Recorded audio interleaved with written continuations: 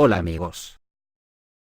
No hace falta que os recuerde lo que opina el espejo del papel de Europa y Occidente en general, en la transformación que el mundo necesita con urgencia. Hay muchos vídeos que lo aclaran, pero no por ello hay que relajarse y olvidarnos de que si los dirigentes fascistas europeos no asumen su responsabilidad, tendremos que ser nosotros la clase trabajadora los que se la hagamos asumir de una puñetera vez. Ya sabéis que yo incido mucho en que el mundo no tendrá nunca arreglo mientras la clase trabajadora no adquiera conciencia de clase, porque eso precisamente es lo único que puede salvarnos de esta pandilla de sádicos burgueses.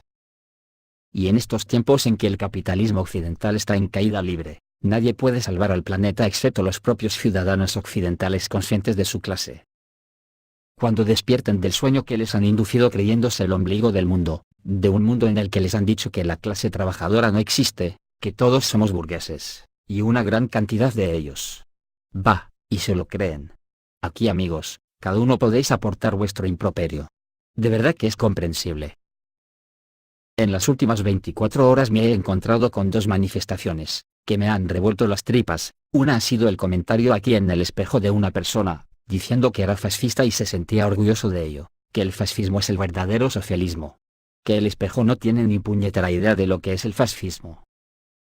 Este tipo de manifestaciones, de verdad que desmoralizan, que parte de la historia les ocultan a estas personas que las educan en estas ideologías.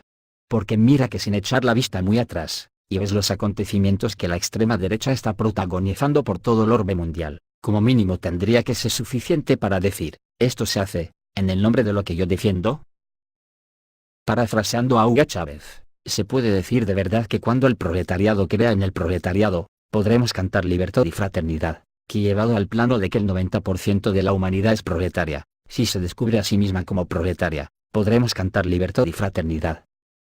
Y nunca se quemarían sindicalistas como en Odessa, ni matanzas indiscriminadas como las que estamos viendo a diario.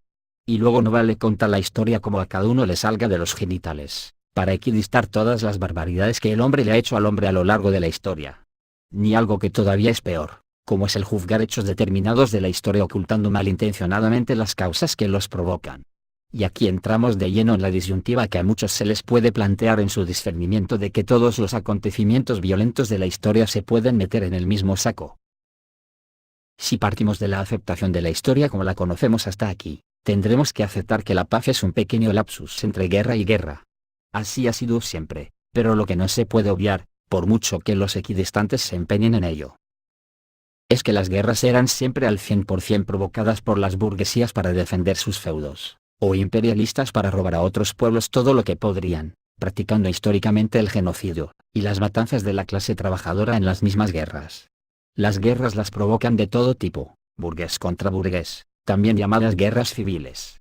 O las guerras contra burgueses de otros lares, o simplemente guerras imperialistas. Todas ellas como digo siempre provocadas por las burguesías mundiales, que encima, unos ciudadanos totalmente desconcienciados se autoproclaman vasallos. Ya conocen el famoso grito ese de Dios salve al rey.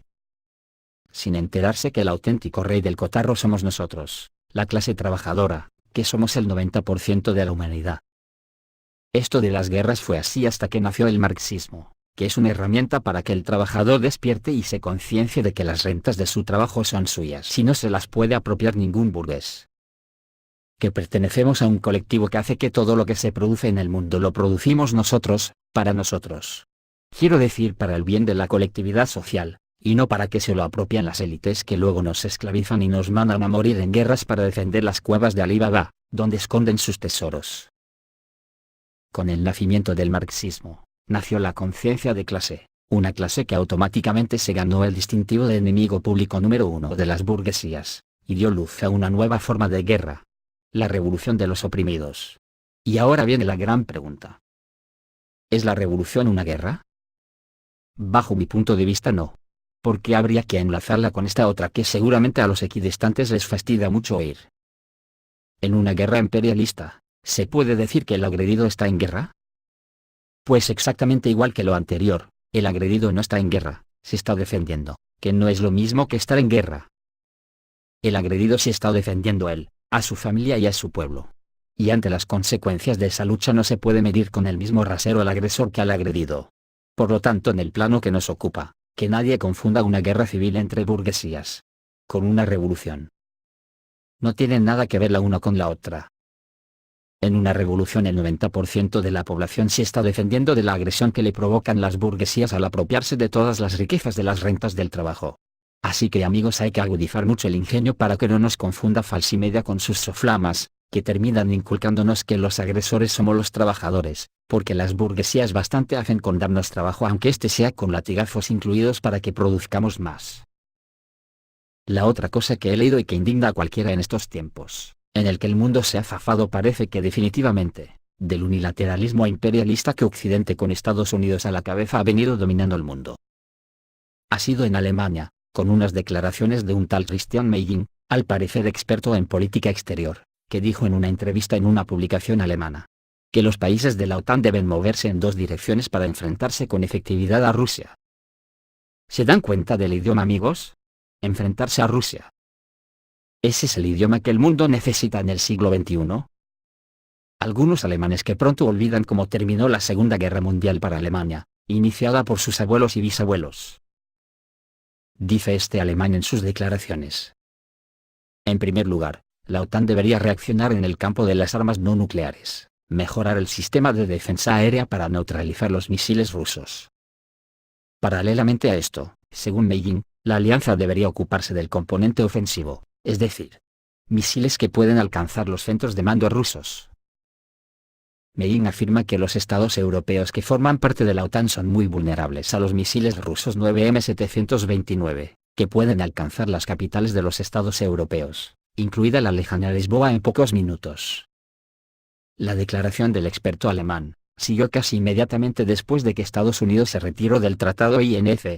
Y las declaraciones de este personaje están muy lejos de lo que el mundo necesita. Y a mí me sugieren que este señor vive muy bien, y no se preocupa de que las armas cuestan mucho dinero que se lo retraen a la clase trabajadora de sus derechos sociales, y nunca a las burguesías, que cada vez que hay guerras se enriquecen más. Así que a este personaje habrá que decirle las verdades del barquero. Primero, decirle que las armas y misiles convencionales, cuando hablamos de Rusia y la OTAN, no sirven para nada, y él lo sabe. Solo sirven para gastar ingentes cantidades de dinero del erario público que luego falta para hospitales y prestaciones sociales como un salario básico de subsistencia para toda la población. Él mismo se delata cuando alude que hasta la lejana Lisboa puede ser destruida en minutos desde Rusia. Luego, ¿para qué valen las armas convencionales cuando hablamos de Rusia y la OTAN?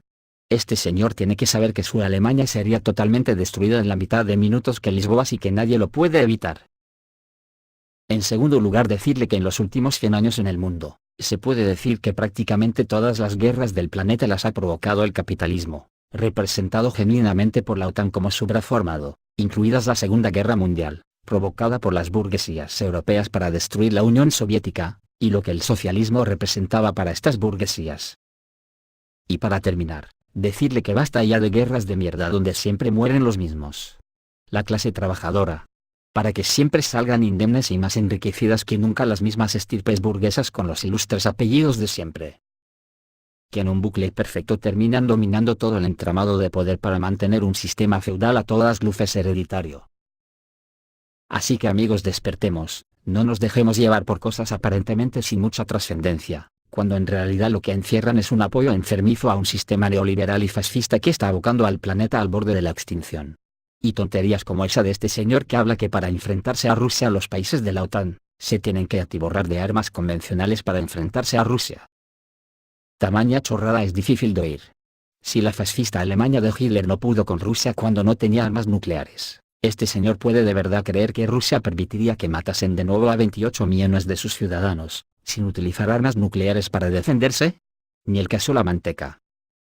Pero no él, sino los ciudadanos que ponen en esos pedestales a personas y políticos como él. Esto es todo amigos, reciban un saludo.